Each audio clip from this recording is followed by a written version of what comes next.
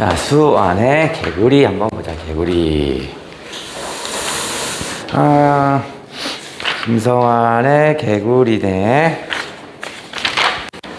자, 거기에 힌트가 될 만한 거 있나 봤더니,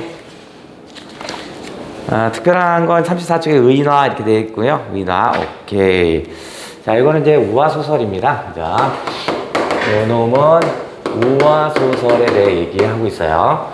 일단 첫 번째, 우화소설이라는 것은 어떤 거냐면, 동물이나 식물 또는 사물을 의인화하죠. 사물을 의인화할 겁니다.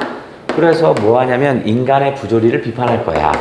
인간 사회의 부조리를 비판합니다. 부조리를 비판하는 건데, 올해 EBS에서는 이 우화소설에 대한 개념이 또 하나 빠져 있어요. 한 챕터로 완전히 빠져 있어요. 그래서 이거 좀 잘 체크해 주시고요. 뭐와 연결되냐면, 우리 어제 수업했었는데, 수능 완성 5회, 마지막 부분 있죠? 어쨌든 기억나냐? 자, 여기 뭐냐면, 수완에서 5회, 수완 5회, 페이지로 얘기하면, 영상 어제 올라갔으니까 어제 거 체크 좀 해주시고, 어디냐면, 255쪽에 한 챕터가 하나 빠졌어요. 255쪽. 여기 아예 한 단어로 딱 묶어서 나왔으니까 어제 영상 반드시 봐야 합니다. 이거 어제 영상 체크해서 이거 체크하고, 그러면 이제 개구리입니다. 개구리. 그러니까 인간의 이거는 1950년입니다. 이건 55년. 김성환이 쓴 개구리라는 작품인데, 요거는 언제 작품이냐면 1955년작입니다. 55년작. 그러니까 한국전쟁 끝나고 나서 그 뒤에 직접적인 한국 사회에 대해서 얘기하고 싶은 게 바로 요 놈인데, 요 내용을 한번 제가 오늘 설명해 줄 건데, 설명하다 보면 뭐가 좀 비슷하냐면 1970, 80년대랑 또 비슷한 면이 있어요. 그래서 혹시 이 개구리가 얼룩개구리 나오거든요. 얼룩개구리는 얼룩무늬니까 군복이잖아. 그래서 70년대 군부독자 아닌가요? 이렇게 하기도 하는데요. 55년작입니다. 근데 공교롭게도 잘 맞아 떨어지는 거야. 한번 같이 해볼게요. 전체 내용 볼게. 자, 2번. 전체 내용을 한번 볼게요. 전체 내용. 자, 이 개구리는요, 계속 그 EBS에 안 나오다가 한 2000년 초반대에 EBS 한번 나왔어요. 김성환의 개구리가. 그때 한 1, 2년 반짝하더니 사라졌더니 다시 올해 또 나타났습니다. 자, 요 놈을 해볼게. 얘는 전체 내용은요, 저 하늘에 제우스 신이 있습니다. 제우스 신이 있고요. 그 다음에 우리 인간 세상에 해당되는 거겠죠? 그죠? 가운데 못 쓸 거야.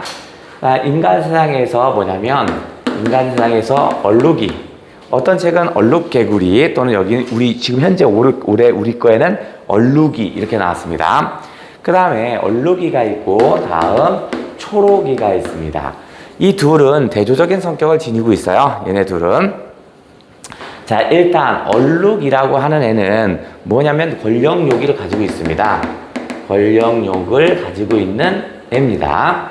그 다음에 얘는 뭘 보면서 감탄하냐면, 연못이 있는데 거기에 쫙 보라매가 딱 달려오는 거야. 날아오는 거야. 보라매가 딱 날아왔더니 밑에 나머지 새들이 일렬로 쫙 도열합니다.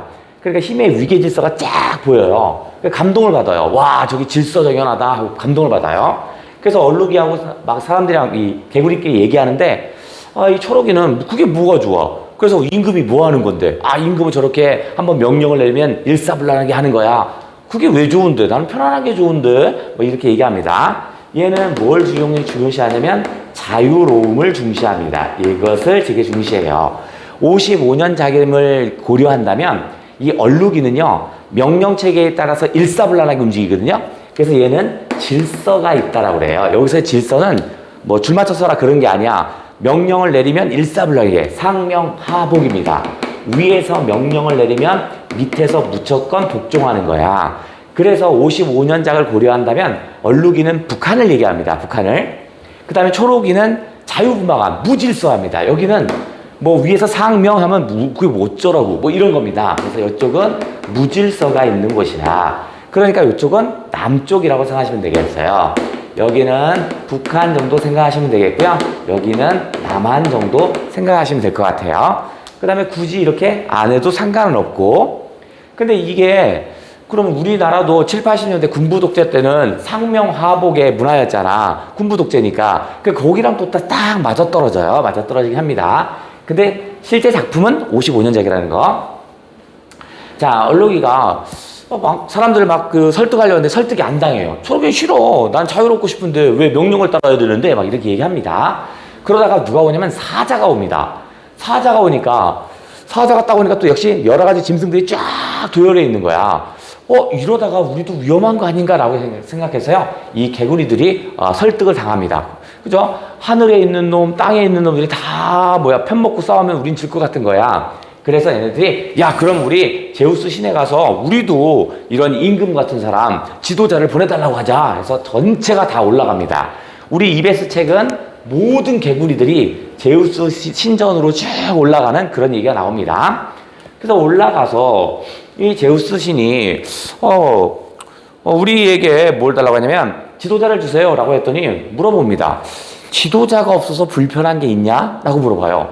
아니 얘가 딱히 그런 건 아닌데 너무 여기는 무질서해요. 한 명이 명령 내리면 따다닥 질서 있게 움직이는 모습이 난 더 좋아 보여요. 이렇게 얘기해요. 그래. 얘가 얘한테 뭐라고 할 거냐면 바로 지도자를 내려보라. 지도자를 보내주세요 라고 합니다. 근데 딱히 지도자가 있다고 해서 뭐 좋거나 나쁜 게 없을 텐데 왜 그럴까? 그래서 이 제우스가 뭐라 하냐면 내가 니들이 항상 부탁하니까 내가 보내주긴 하는데 이런 새끼들 니들은 노예 근성에 쪄들어 있어 이렇게 얘기합니다. 자, 노예 근성이라는 건 뭐냐면 주체적으로 살지 못하는 겁니다. 여기다 써볼게. 얘는 노예 근성이 있습니다. 이 말은 주체적으로 살려고 하지 않아. 시켜야 하는 겁니다. 그러니까 시키는 건 잘해. 야, 너 1부터 2까지 해. 네, 쭉 합니다. 근데 그렇지 못하면 아무것도 할 줄 모르는 거야.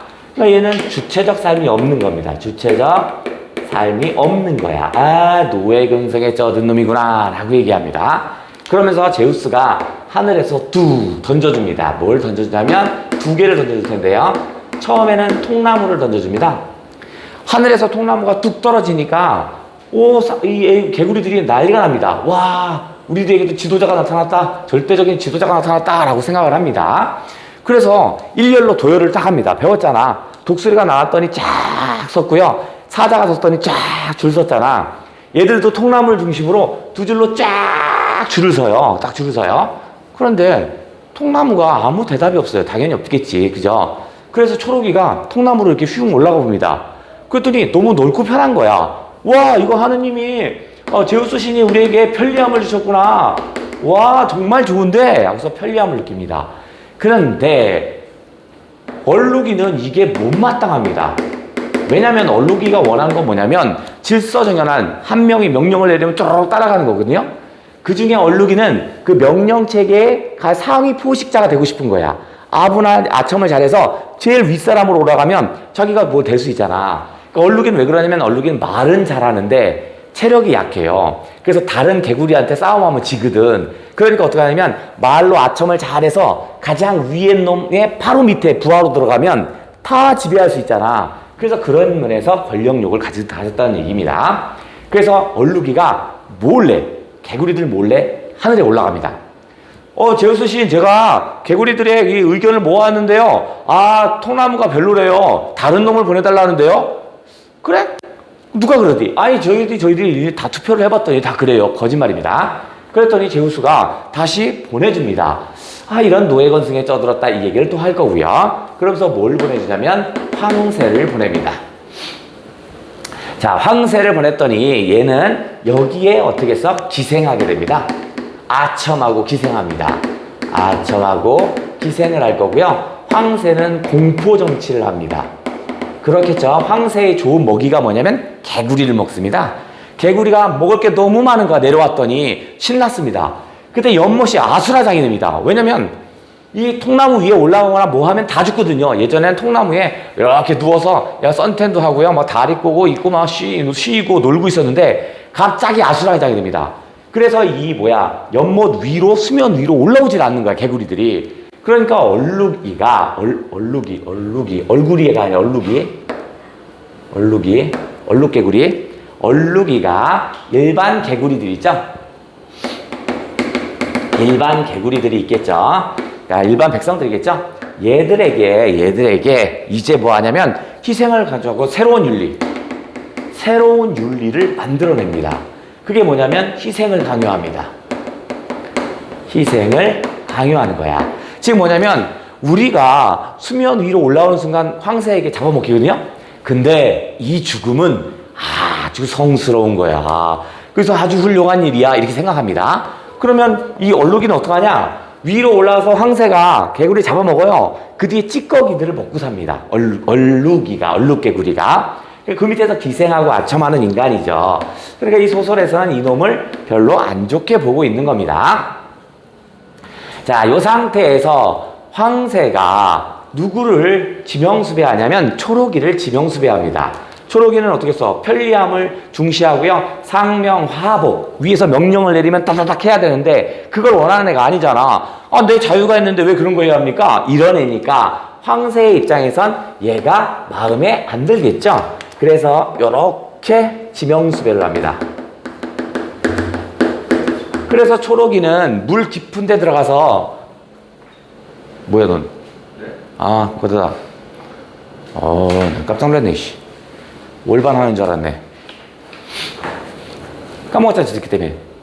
초록이가 물 위로 올라오지 않습니다. 왜냐면 올라가는 순간 황새에서 잡아먹히니까. 이래서 초록이와 검둥이가 있습니다. 검둥이가 이제 둘이 협력을 합니다. 그래서 여기선 초록이와 검둥이가 체제에 저항하는 인물로 나옵니다. 그죠? 왜냐면 얘는 자유로움을 추구하는데 자유로움을 제한하니까 당연히 싸우려고 하겠죠. 그러니까 얘는 체제에 저항하는 인물로 보여요. 그래서 이 초록이와 검둥이가 제우스 신을 찾아갑니다. 제우스 신이요. 저 황새 좀 없애주세요. 황새를 쫓아주세요. 라고 합니다. 황새를 쫓아달라고 합니다. 아니 니들이 원해서 내려보냈는데 왜 싫드냐? 라고 합니다. 그러나 안 돼요. 지금 연못에는 아수라이 됐고요. 이거 안 좋아요. 좀 제거 좀 해주세요. 라고 합니다. 근데 제우스 신이 얘기합니다. 야, 넌 내가 뭐로 보이냐? 제우스 신인데요? 이제 검둥이한테 물어봅니다. 검둥아, 내가 무슨 색으로 보이냐? 물어봐요. 근데 검둥이가 제우스 신은 검정색이죠? 초록이한테 물어봅니다. 초록아, 너가 무슨 색으로 보이냐?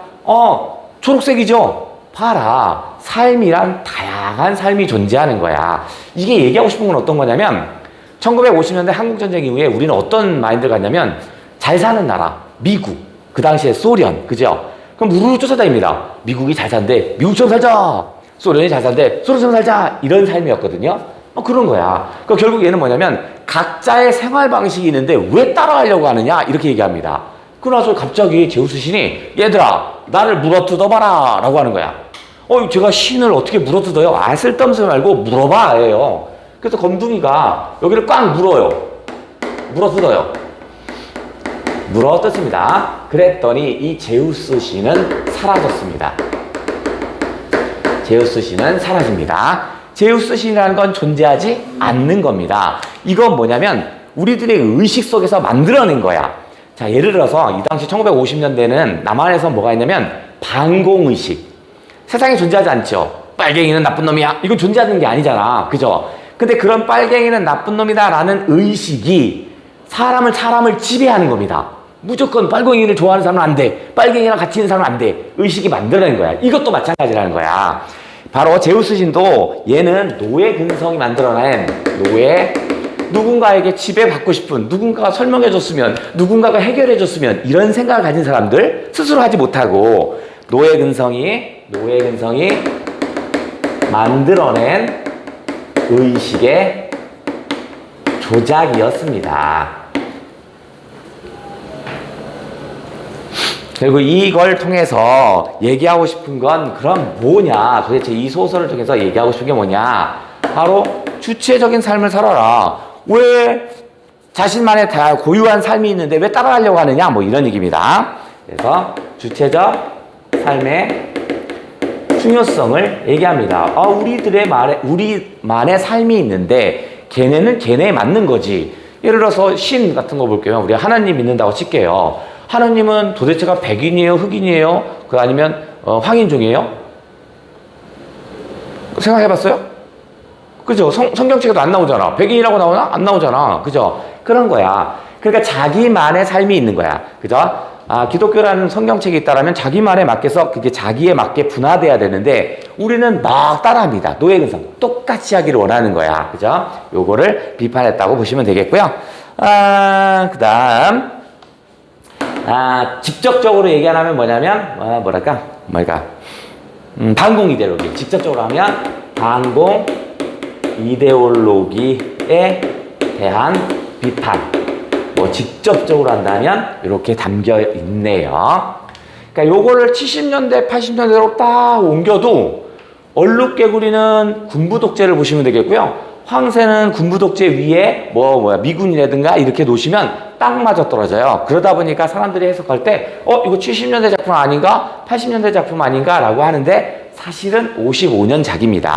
이거 됐고 어찌 연결하면 되니까. 자, 그러면 요게 나오면 일단 우리가 유화소설은 따라가야 되죠. 이게 2번이죠. 3번. 우화소설의 유사작품은 우리가 반드시 해야 되는데, 우화소설. 일단 수특에 나온 놈을 먼저 체크를 해야겠죠. 수특에서는 우화소설이 뭐가 실렸지? 뭐라고? 황새결송이 실렸어요. 황새결송이 실렸어. 그래서 요거 체크해 두셔야 돼요. 이제는 유사작품이 아니라 EBS의 실린 작품입니다. 그죠? 자, 결송이네. 결송은 황새가 송사를 결정짓다야. 그러니까 황새가 판결을 내리다. 이렇게 되겠네? 그러니까 요거는 판결을 내리다. 판결을 내리다. 뭐 이런 정도 보시면 되겠어요. 자, 우화소설이고, 요 놈의 특징은 액자식 소설입니다. 그래서 바깥 이야기와 안 이야기가 존재하겠지. 자, 바깥 이야기는 시골 부자가 있어요. 시골 부자. 자, 시골 부자가 있는데 얘는 우리가 부자의 종류를 나누기 좀 그런데 부자 중에서 이런 거 있잖아. 아주 부자인데 되게 인색한 놈 있죠. 그런 녀석은 아니야. 그죠? 부자이고요. 남을 도와주려고 하고 이런 모습은 있습니다. 그런데 여기에 그놈이 옵니다. 그놈이래. 칭호에서부터 일단 나쁜 놈이 풀풀 나네. 얘는 먼 친척입니다. 먼 친척. 그래서 이 그놈이 바로 시골 부자에게 대뜸 뭐라고 하냐면 재산 분할을 원합니다. 왜 내가 너한테 재산 분할을 해야 돼? 우리는 친척이잖아요. 무슨 친척이야? 서로 모르는 사이입니다. 모르는 사이야. 다만 얘가 김씨면 얘도 김씨야. 그럼 서로 김씨 조상께 쫓아가다 보면 언젠가 만나겠지. 그러니까 얘는 이웃도 아니야. 이웃사촌도 아니고 그냥 모르는 사람이야. 근데 갑자기 재산의 절반을 달랍니다. 너무 황당하죠. 부당한 요구겠죠. 그러니까 너무 황당해 하니까 시골 부자가 가만히 있는데 옆에 있는 주민들이 얘기합니다. 그렇게 소송 걸어요. 소송 걸어서 혼쭐을 내줘야 돼요. 라고 합니다. 시골 부자가 먼저 한다는 것도 아니야. 여러 사람들이 도와주는 거야. 그래요? 그럼 제가 소송을 걸러 가야겠군요. 그래서 이제 소송을 걸러 간다는 얘기죠. 그래서 누굴 볼 거냐면 관원을 만날 겁니다. 관원을. 근데 이 그놈은 어떤 놈냐면 예절이란 계획불 하나도 없습니다. 그래서 뭐라고 했냐면 허랑무도한 놈이라고 그랬죠. 예절, 무도, 도가 하나도 없습니다. 요즘 말로 하면 양아치죠. 양아치. 그 다음에 주유사방한대요. 주유사방한다는 건 사방은 동서남북 4개. 그 다음에 살고 유는 떠돌답니다. 떠돌다 정착하다. 떠돌다 정착하다. 사방을. 이런 얘기야. 그러다 보니까 얘가 여러 이상한 사람을 많이 만나. 그래서 뭐냐면 시속에 밝아요. 시속에 시속 물정에 밝다고 할까? 세상 물정에 밝아요. 눈치만 빨라요. 눈치만.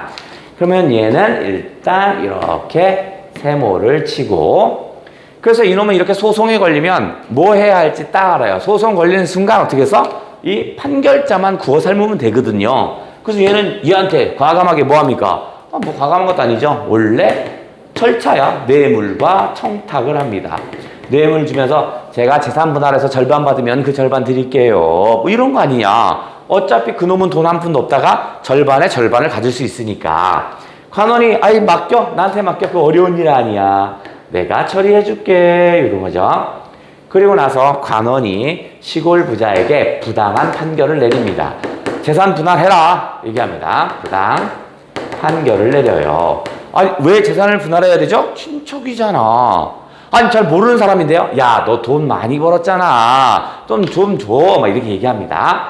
여기서 그냥 얘기하면 마저 조 터질 것 같아요. 그래서 뭐하냐? 우화를 통한 비판을 할 겁니다. 그게 안이야기겠죠? 소설 안이야기. 소설 속으로 들어가면 안이야기는 누가 나오냐면 꾀꼬리 그 다음에 뻐꾸기가 있어요. 뻐꾸기가 노래를 잘합니다. 아주 꾀꿀 뻐꾹 잘해요.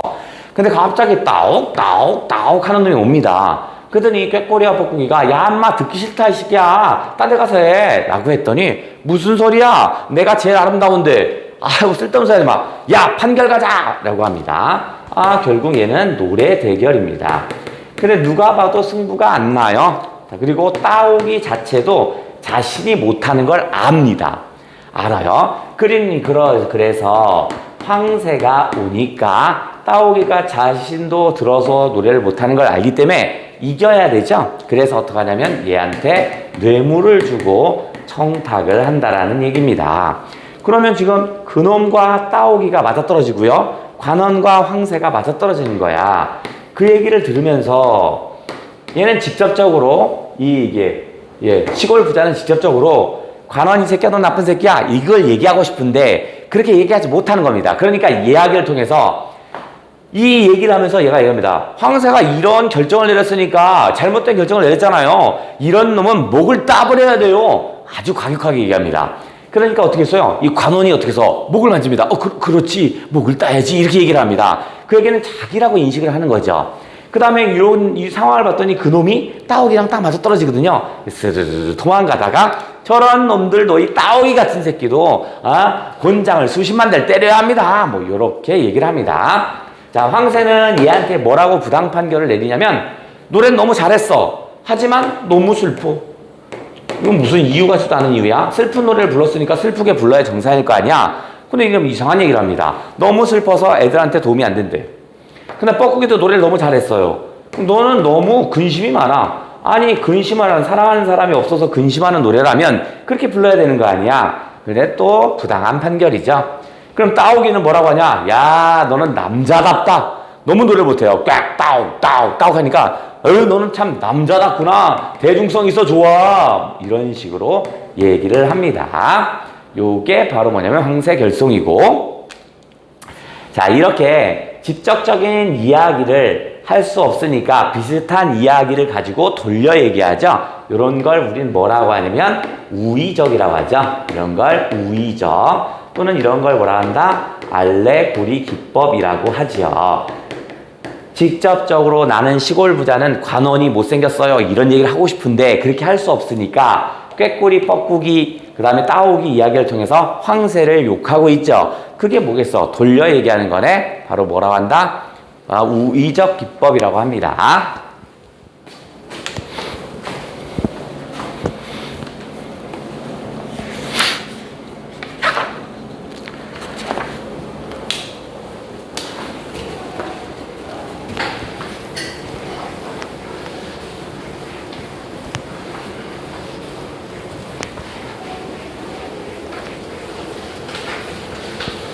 자, 여기서 네 번째 꼭 봐줘야 하는 것은요, 이제 꼭 다시 이 EBS에 나오지 않지만 봐둬야 할 작품이 있어요. 그게 뭐냐면 위상의 까치전은 좀 봐두자. 까치전을 봐두자. 우리가 화산 중봉기 나와요. 앞에서 화산 중봉기 있죠. 그것도 어떻게 써요? 가짜 선옥이 나오고 진짜 선옥이 나와서 막 재판에서 진짜 선옥을 찾잖아. 진짜 선옥이가 이빨에 푸른 점이 있어서 찾잖냐. 근데 그것도 역시 송사소설인데 얘는 우화소설은 아니니까 뺀 거야. 지금 우리가 하고 있는 건 송사우화소설이야. 그죠? 짐승 얘기 나오는 거니까 뺀 거야. 자, 얘는 까치전은 전체를 좀 얘기하면 까치가 낙성연 잔치를 합니다. 낙성연 연이니까 잔치가 들어있는데 하나 더 쓸게 헷갈리니까 낙성연 잔치를 합니다. 까치가. 자, 그런데 누가 제일 싫으냐면 까치는 비둘기가 너무 싫어요. 비둘기는 욕심이 많아요. 그래서 남과 나누지 않아서 까치가 싫어해요. 그래서 걔만 초대를 안 해요. 마을 사람 다 초대했고 걔만 없는 거야. 비둘기가 왔는데 마을에 사람이 하나도 안 보여. 왜 그런가 했더니 까치가 잔치에 다 데리고 간 거야. 화가 나겠지. 그래서 어떻게 하냐면 이 낙성연 잔치에 가서 개판을 칩니다. 둥지에 가서 둥지를 개판 놓는 거야. 누가? 비둘기가. 그러다가 까치가 말리다가 비둘기가 밀었는데 까치가 둥지에서 떨어져 죽습니다. 그래서 까치 사망사고. 까치 사망사고가 나. 그러면 그 미인 사람은 싸우다 밀었으니까 이거는 살인이죠. 그죠? 살인. 그런데 소송이 걸립니다. 소송이 걸려요. 누구냐면 암까치가 소송을 겁니다. 까치의 부인이겠죠? 부인. 그러면 이제 비둘기가 이제 피고가 되겠죠? 소송이 걸렸네? 비둘기는 이 소송을 어떻게 할까 했는데, 요런 소송을 잘하는 놈을 알아요. 누구냐면 바로 두꺼비입니다. 두꺼비. 두꺼비에게 뇌물과 청탁을 줍니다. 얘에게 뇌물과 청탁을 주게 됩니다. 두꺼비에게. 오호, 그렇구나. 그러면 이제 두꺼비 같은 경우는 이제 송사에 이기기 위한 이제 밑작업들을 합니다. 그러려면 어떻게 하냐면 증인들을 매수해야 돼요. 그래서 주변 동물들이 있을 거야. 한둘이 아니겠죠? 주변 동물들을 매수합니다. 돈으로 매수해요. 매수해서 거짓 증언을 시킵니다. 거짓 증언을 준비합니다. 그러면 지금 뇌물을 준 비둘기 체크, 두꺼비 나쁜 놈, 주변 동물 나쁜 놈. 당연하겠죠. 거짓 증언을 한다는 얘기니까. 자, 그 다음에 이제 애매한 동물이 있어요. 뭐가 있냐면 할미새.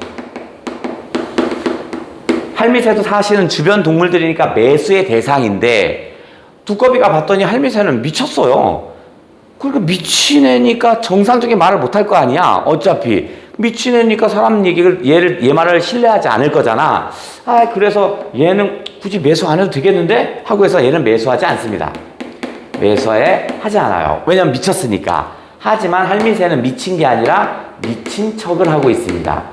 왜냐면 이 할미새는 저 거짓 증언을 하고 싶지 않은 거야. 근데 지금 내가 거짓 증언을 안 하면 돌아가는 상황에선 살 수가 없는 거야. 그래서 이 상황을 벗어날 수 있는 거는 미친 척 하는 게 낫겠다 해서 미친 척 합니다.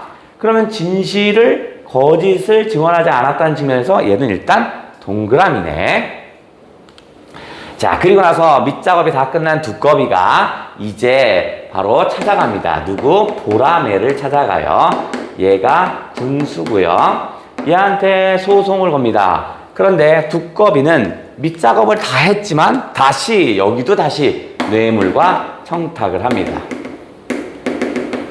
그럼 보라매도 역시 마찬가지로 돈 받았으니까 아주 부당 판결을 내려주시겠죠? 아니나 다를까 부당 판결을 내립니다. 얘한테 뭐라고 하냐면 이 죽음은 희살이다 라고 합니다. 희살은 장난치다 죽은 겁니다. 그러니까 살인이 아니라 과실치사, 그죠? 실수로 이런 겁니다. 이거는 장난치다 죽음 이거야. 그러니까 암까치의 1차 소송은 패소입니다. 패소야. 누가 승소했냐면 비둘기의 승소겠죠. 자, 그런데 이 마을에 암행어사가 지나갑니다. 암행어사는 누구냐면 난춘입니다. 암행어사니까 어떻게 해서 신분을 노출하지 않았겠죠. 그래서 평범한 선비복장으로 지나갑니다. 근데 저 할미새가 계속 울어요. 엉엉엉 우는 거야. 할머니 왜 우세요? 내가 아주 불쌍한 걸 봤기 때문이야. 뭔데요? 아니 저기 암같이 있잖아. 아이고 불쌍한 거 과부가 됐어. 여차 얘기를 합니다. 그러니까 할머니는 얘를 보고 하소연한 거지만 사실은 이것이 진실을 알려주고 있는 거죠. 그러면 난춘이가 조사를 좀 했겠어. 조사를 했어요. 그래서 어떻게 해서 이놈 처벌, 그 다음 이놈 처벌을 한다라는 얘기가 바로 전체 얘기네. 그러면 1차 소송에는 비둘기 승소, 2차에서는 암까치가 승소했군요. 요거 까치전 송사 우화 소설에 해당됩니다.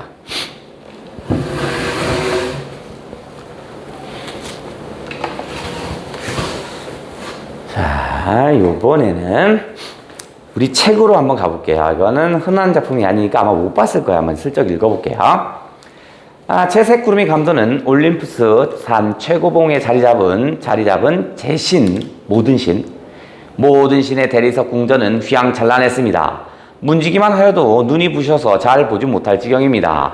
올림푸스 신전 엄청 커요. 이런 말이네. 연못에서 최고봉까지 꼬박 일주일 동안 험한 산길을 다듬어 오른 개구리들은 기진맥진했습니다. 개 중에는 도중에 쓰러진 자도 적지 않았습니다. 궁전이 쳐다 보이는 참나무 숲에 도착한 제1지는 맨 앞에 간 애들, 체력 좋은 애들이 앞에 가겠지?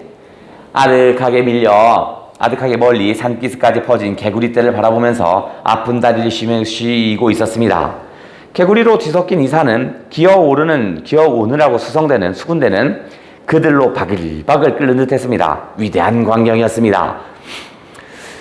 멍텅구리 일망정, 몸은 건장해서 제1진에 끼인 파랑이 동그라미, 힘만 좋은 놈이네. 입을 벌리며 감탄했습니다. 와, 우리도 그 위대하구나. 엄청 사람 많은데 뭐 이런 거죠. 일찍이 개구리 씨가 지상에 떨어진 이래 먹고 자는 여가를 타서 촌가를 아낀다는 건 짧은 시간을 아껴 번식에 노력한 그들의 역사는 여기 대단원을 연출하고 있었습니다. 그러니까 많이 사람들이 많았다. 감탄한 것은 파랑이뿐만 아니었습니다. 이 광경을 보는 뭇개구리들은 자신의 위대성을 처음으로 깨달았습니다. 입을 놀리면 청산유수같이 당할 자가 없는 얼룩이 동그라미. 아까 말씀드렸죠? 얼룩이는 말을 잘한다고 그랬어. 그 뒤에 몸을 부리는 실제 행동엔 말이 아니었습니다. 몸을 쓰는 일은 잘못해. 체력이 약해. 맨 뒷공무니를 가까스로 따라갔습니다. 그가 제1진에 기다리고 있는 참나무 밑에 도착한 것은 다른 자들이 다리를 쉬고 한참 지나고 난 뒤입니다. 말주변이 좋은 그는 물론 대표로 뽑혀서 신전에 나아가게 됐습니다. 이윽고 뭇개구리가 머리를 조아리는 가운데 얼룩이는 파랑이와 검둥이를 거느리고 제우스 신 앞에 나가 국궁삼배라고 입을 열었습니다. 3번 절하면서 이제 얘기하나 봐. 연못의 개구리들은 탐과 지성 지엄하옵신 제우스 신의 어전의 아래입니다. 임금 앞에서 아래입니다. 일찍이 산 신등은 조상이 땅 위의 삶을 시작한 이래 광대무변하옵신 넓고 큰 은총을 받자와 이같이 번영을 누리게 되니 무엇으로 홍은 넓은 은혜, 큰 은혜, 홍은 만무의 일이라도 보답합니까? 우리가 이렇게 자손이 많이 늘은 건 다 제우스 신 덕입니다. 어떻게 갚지요? 뭐 이런 얘기겠지?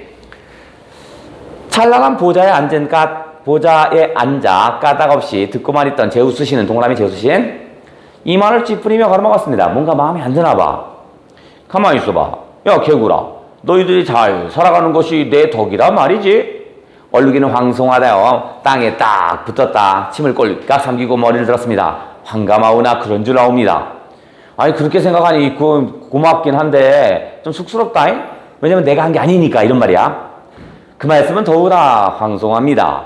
이제 신등이 어전에 아뢰옵고자 하는 바는 백수에는 사자가 다스리고 있고 백금 나라가 날아다닌 거 독수리가 통치하고 인사온 바 유독 신들 개구리 많은 통치자가 없어 제각기 제멋대로 날치는 판국이오니 이를 가련히 여겨서 조속히 시일 내에 임금을 내려주시면 어떨까요? 제우스는 두 눈으로 멍하니 보고만 있다가 한 손으로 뺨을 만지면서 물었습니다. 야, 임금이 없어 뭐 불편한 점이 있었냐? 얼룩이는 한 걸음 바짝 나아가 엎드리면서 목청을 높였습니다. 아니 불편한 거 불편하옵기보다는 질서가 없음을 걱정입니다. 질서? 뭔 질서? 상하의 예의범절도 없이 제멋대로 날뛰는 이 현상이 어찌 가탄하지 아니하겠습니까? 억센 힘으로 가지런한 이 무질서, 군중을 꽉 틀어지고 질서와 단계를 세워 빛나는 통치를 할 군주를 갈망함은 가뭄의 비를 기다리는 심정인가 합니다. 임금이 필요한 이유는 무질서하기 때문이래. 그래서 질서를 갖고 싶대. 그 질서는 뭐냐면 상명하복. 아니, 너희들이 어리석은 자의 눈에는 무질서로 보일 거야. 그런데 그 뒤에는 더 높은 질서가 있는 거야. 사자는 사자, 독수리는 독수리, 개구리는 개구리인 거야. 각자의 삶이 있다는 겁니다. 독수리는 독수리 나름대로 사는 방식이 있고, 그 다음에 사자는 사자가 사는 방식이 있는데 왜 그걸 따라하려고 하냐? 애써 멍에를 쓰자고 덤비는 그 심사를 모르겠구만. 아니, 이 땅에서 가장 행복한 것은 바로 너희들이라고 생각하는데, 돌아가서 이 뜻을 이 뭇개구리에게 선포하고 아예 이런 어리석은 생각하지 마라. 얼룩이는 이마에 진땀을 앞발로 씻으면서 애걸했습니다. 그러하오나 이 임금님은 모시고 섬기려는 개구리 쪽의 결의를 이미 견결한가 하나이다. 단단하대요. 제우스는 혼잣말을 중얼거렸습니다. 아이고, 노예 근성, 주체적이지 못하다는 얘기입니다. 아니, 왜 네 스스로는 못 사니? 너는 이런 얘기네. 얼룩이는 떨었습니다. 떨면서도 현명한 자기와 자기 동료의 진의를 오해한 것만 같아서 기어드는 목소리로 다시 한마디 더 했습니다. 신등이 행복하오면 오로지 홍은 넓은 은혜의 소치로 불이하옵는 바. 이 행복이 금상첨화로 질서를 더할까옵니다. 금상첨화는 좋은 거에 좋은 게 들어가는 거잖아. 그러니까 내가 행복한 거, 좋은 거 플러스 질서가 오면 더 좋아지지 않겠어요? 이런 거지. 그러니까 얼룩이 입장에선 질서가 좋은 놈이니까 금상첨화로 보이는 거지.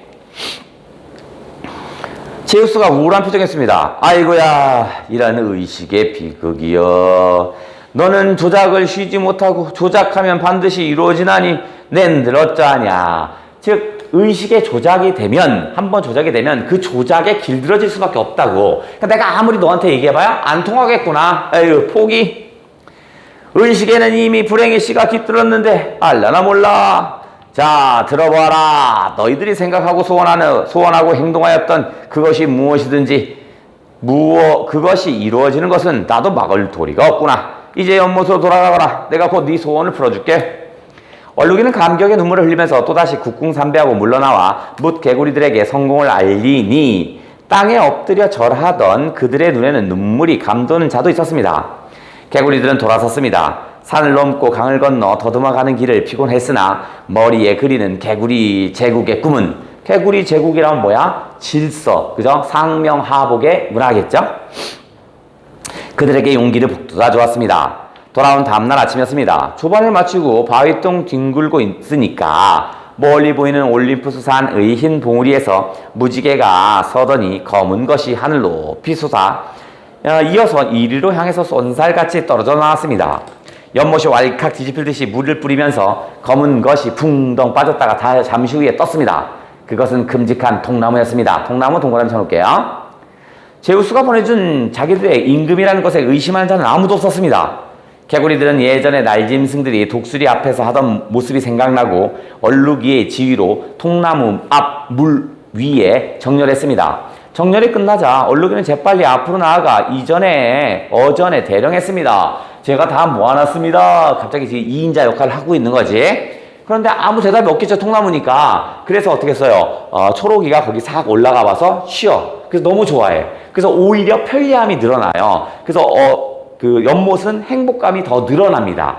근데 얼룩이는 그걸 좋아하는 게 아니잖아. 그러니까 아까도 말씀드렸지만 다시 제우스한테 올라가서 황새를 내려달라고 합니다. 그래서 황새가 내려오면 그놈의 기생한다는 얘기가 요 놈이었습니다. 자.